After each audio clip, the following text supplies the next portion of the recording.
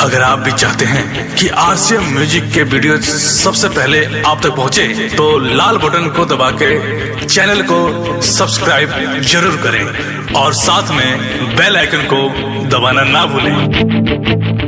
RCM music present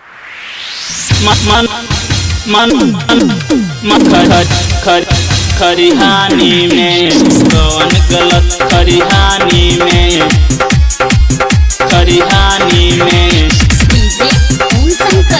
कौन गलत खरिहानी में। आप सुन रहे हैं सिंगर महेश लाल यादव को।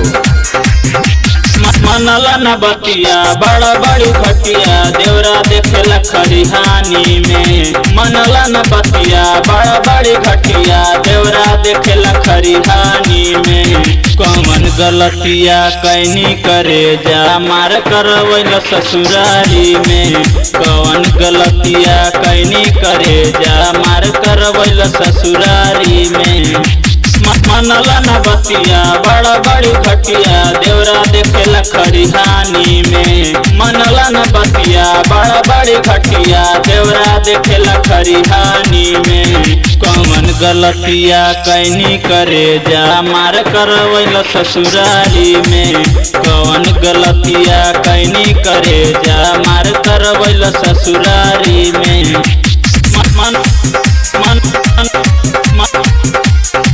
खरिहानी में कौन गलत खरिहानी में।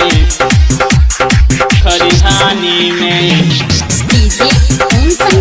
कौन गलत खरिहानी में।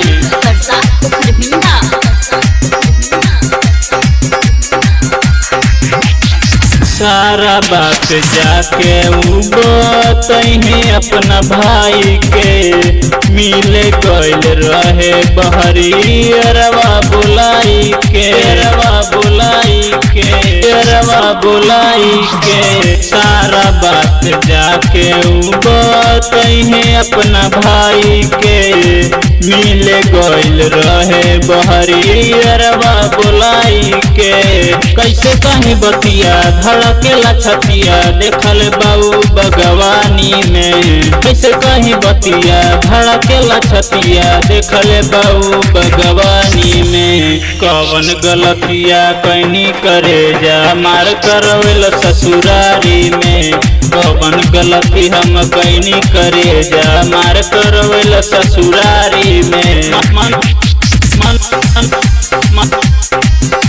खरिहानी में कौन गलत खरिहानी में। खरिहानी में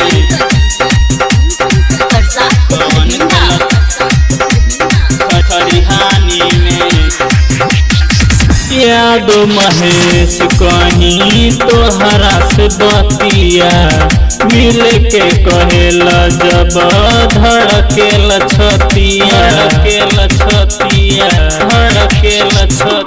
यादो महेश कहीं तोहरा से बतिया मिल के कहेला जब धड़केला छतिया। पंकज बताई राजस्थानी समझाई देखते सुतावेला मचानी पर। पंकज बताई राजस्थानी समझाई देखते सुतावेला मचानी पर। कौन गलतिया कैनी करे जा मार करवैल ससुरारी में। कौन गलती हम कैनी करे जा मार करवैल ससुरारी में।